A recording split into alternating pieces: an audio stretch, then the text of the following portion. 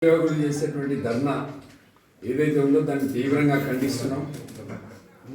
ధర్నా చేయాల్సి వస్తే రేవంత్ రెడ్డి ఇంటి ముందు ధర్నా చేయాలి. గజ్వేల్లో మల్లన్న సాగర్ కింద, కొండపోచమ్మ సాగర్ కింద కొన్ని పెండింగ్ కెనాల్స్ ఉన్నాయి. కెనాల్స్ తవ్వాలి. రింగ్ రోడ్ కొంత పెండింగ్ ఉంది, దాన్ని కంప్లీట్ చేయాలి. గజ్వేల్లో దాదాపుగా ఇంకొక 500 కోట్ల రూపాయల డెవలప్మెంట్ ఉంది, దాన్ని పూర్తి చేయాలి. గతంలో 200 కోట్ల రూపాయలు కేసీఆర్ గారు శాంక్షన్ ఇస్తే కాంగ్రెస్ పార్టీ అధికారంలోకి వచ్చినాక వీటిని రద్దు చేసిండ్రు. గజ్వేల్ మొత్తానికి ఒక 500 కోట్ల రూపాయలు అయితే పెండింగ్ వర్క్లన్నీ కంప్లీట్ అయిపోతాయి. గజ్వేల్లో మల్లన్న సాగర్ కింద, కొండపోచమ్మ సాగర్ కింద R&R కాలనీకి కావాల్సినటువంటి సమస్యలన్నీ పరిష్కారం కావాలంటే రేవంత్ రెడ్డి గారు కిస్తాపురంలో నిరాహార దీక్ష చేసిన రోజు 6 లక్షలకు 12 లక్షలు ఇవ్వాలి, 12కి 24 ఇవ్వాలని చెప్పి మాట్లాడింది. మరి అధికారం చేపట్టి 2 సంవత్సరాలు అవుతుంది. ఇప్పటి వరకు రేవంత్ రెడ్డి గారు దీని మీద మాట్లాడి ధర్నా వేయాల్సి వస్తే రేవంత్ రెడ్డి ఇంటి ముందు ధర్నా చేయండి. పెండింగ్ వర్కుల కోసం ధర్నా చేయండి. వర్గంలో ఇండస్ట్రియల్ పెట్టుకున్నాం. ఇండస్ట్రియల్లో టెంట్ వేసి బీఆర్ఎస్ ప్రభుత్వం కేసీఆర్ 10 లక్షల రూపాయలు ఎకరానికి ఇచ్చిండు. మా పార్టీ అధికారంలోకి వస్తే 60 లక్షల రూపాయలు ఇస్తాం ఎకరానికి, ఇంట్లో ఎందరుంటే అందరికి ప్లాట్లు ఇస్తాం అని మాట్లాడినటువంటి ఉత్తమ్ కుమార్ రెడ్డి ఇక్కడ పోయిండు, పొన్నం ప్రభాకర్ ఇక్కడ పోయిండు, దామోదర్ రాజనరసింహ ఇక్కడ పోయిండు. ధర్నా చేయాల్సి వస్తే వాళ్ళ ఇంటి ముందు ధర్నా చేయాలి. గజ్వేల్ 10 సంవత్సరాల కాలంలో కరోనా వచ్చింది,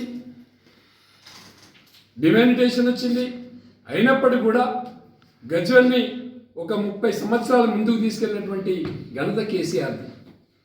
గజ్వేల్లో దాదాపుగా 4500 డబుల్ బెడ్రూమ్ ఇల్లు నిర్మాణం చేసింది కేసీఆర్. గజ్వేల్ నియోజకవర్గాన్ని ఒక మల్లన్న సాగర్, ఒక కొండపోచమ్మ సాగర్, ఒక హార్టికల్చర్ యూనివర్సిటీ, ఒక ఫారెస్ట్ కాలేజ్, ఒక ఐఓసి బిల్డింగ్, ఒక ఎడ్యుకేషన్ హబ్ నిర్మాణం చేసింది కేసీఆర్. మీకు చిత్తశుద్ధి ఉంటే జగ్గేపూర్లో రెసిడెన్షియల్ స్కూల్ అవసరం ఉంది, మైనార్టీలకు రెసిడెన్షియల్ స్కూల్ అవసరం ఉన్నాయి, నిర్మాణం చేయండి, డబ్బులు తీసుకురండి, అభివృద్ధి చేయండి. 2 సంవత్సరాల కాలంలో గజ్వేల్కి మీరు ఒరగబెట్టింది ఏంటి? ఇన్నిసార్లు మంత్రులు వస్తుంది కదా, ధర్నా వేయాల్సి వస్తే మేము ధర్నా చేస్తాం. రేపు పొన్నం ప్రభాకర్ వచ్చినప్పుడు వర్కల్ టెంట్ కింద ఏం మాట్లాడినాం? 60 లక్షలు ఇస్తాము, అడ్డుకుంటాం.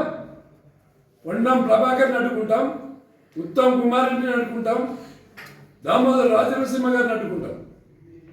మీరు ఆయన మాట్లాడి ఉత్తర కలపాలా? ఓట్ల కోసం మాట్లాడిరా? అధికారం కోసం మాట్లాడిరా? మీ రేవంత్ రెడ్డి గారు, మీ మంత్రులు, మీరు ఇక్కడ మాట్లాడేదిగా గజ్వేల్లో మీకు షీము నెత్తురు రక్తం ఉంటే, గజ్వేల్ గడ్డ మీద మీరు పుట్టి ఉంటే కాంగ్రెస్ పార్టీ నాయకులకు సవాల్ విసురుతున్నా.